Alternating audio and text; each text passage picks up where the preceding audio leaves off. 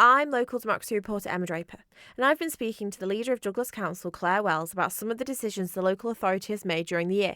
Councillor Wells says she stands by the rebrand of the Henry Bloom Noble Library and is hoping for people to join the council in April.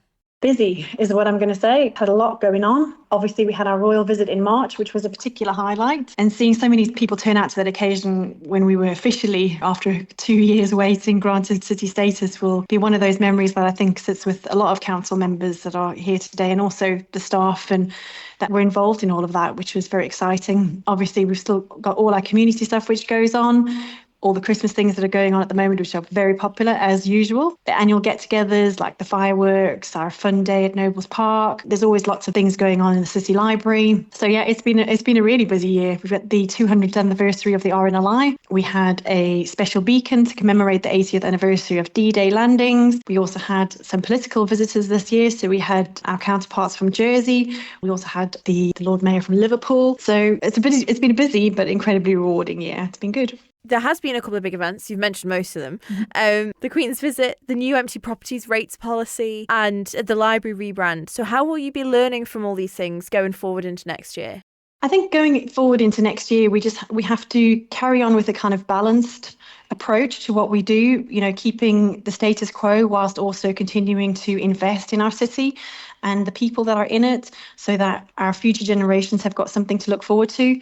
So I think it's always a fine balance between providing sort of value for money, essential public services, while still continuing to actually invest in the infrastructure of our city as well. The library rebrand in particular, do you still stand by that decision for the rebrand? Yes, I do. I think it's the next phase of the library. At the end of the day, it goes through phases. It started as the Douglas Town Library, then the Henry Bloom Noble Library, and now the Douglas City Library. It's moving on with the times. As we are as a council, we're continuously developing and growing and changing our brand to suit that. And I think it's a really important decision to have made. The council at the beginning of the year decided to put the rates up to 573 pence, which was quite the jump from what it was initially. On reflection, was that the right move, and how has that impacted the council? So it's not about it being a right or wrong move. It's got to be an essential move. At the end of the day, we provide a service, and the way that we provide that service is by charging for rates. We don't get any money from the government to help us to perform the things that we need to perform.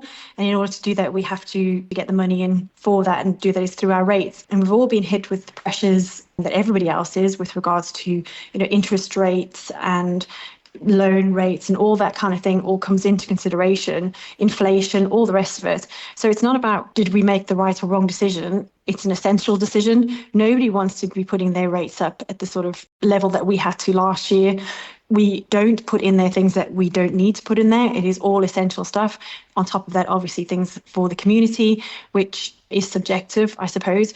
We need to spread out our spend when it comes to things like our UNESCO biosphere and net zero ambitions. We need to make sure that we spread those out over the years, and that's where the budget process and the rate setting comes into play. We've got a huge responsibility to make sure that we continue to provide value for money and our essential services. And that comes at a cost. We don't make that cost up. It's not something that, we have control over. There are external factors contribute to that, and all of that needs to be taken into consideration. So it's not, as I say, it's not a case of did you make the right decision? We made the essential decision. One of the things that you have to contend with is the housing. How do you see that maybe going forward into the new year, and what kinds of things will you be carrying on? We haven't actually sold the Law Street flats yet, but we are continuing to work on our 10-year plan and continuing to provide houses for those in housing need. And I think that's an incredibly important part of what we as the City of Douglas Council do. And sometimes that is probably not appreciated as much as it is, and how we are restricted in relation to how much we can get with regards to rental income, etc., and how that is split up into the various things that our housing department do. We are going to continue providing the really good service that we do with the means that we have. We are obviously petitioning for further assistance with that, and I personally would really like to see the way that housing is budgeted for from the government's point of view to be looked at and supported, because ultimately people out there need housing, and we are the biggest authority in providing that. And I think when it comes to the housing association, I think people need to be very wary of always looking at what is the potential good in what comes out of the housing association. Ultimately, I think it's a short-term fix and I reckon within the sort of 10, 15 years time, they will be in the same position as the housing is in now. And I think it's a very short-sighted kind of approach to trying to fix what is a very long-standing issue. But what will the council be doing to encourage people to vote? Obviously, you've got the largest share of island residents, so how will you be trying to encourage residents in Douglas to go and vote? I think at the end of the day, it's appealing to people's sense of responsibility. And I feel that as a resident of the City of Douglas, you have a responsibility to vote, to make sure that the people that are sat here making decisions are the people that you voted in.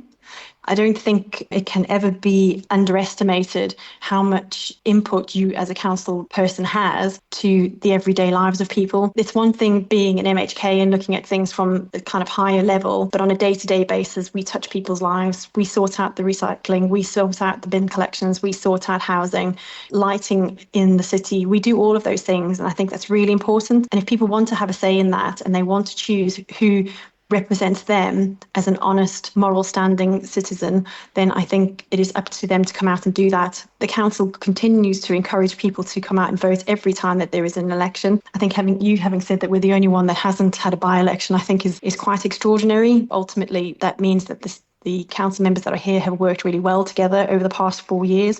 We've learned a lot about each other. We've made some significant steps in taking the City of Douglas forward. I think that's really important.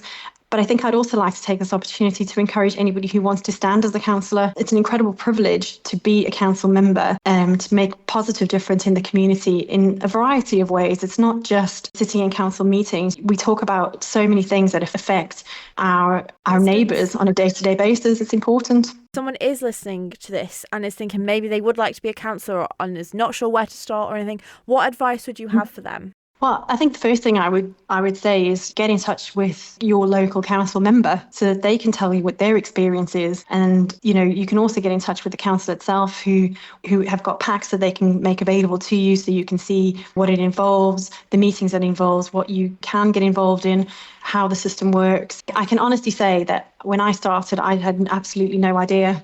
I think the first time I ever walked into the City Hall was the first day that I was a council member. And I've learned so much over the past sort of 9 years.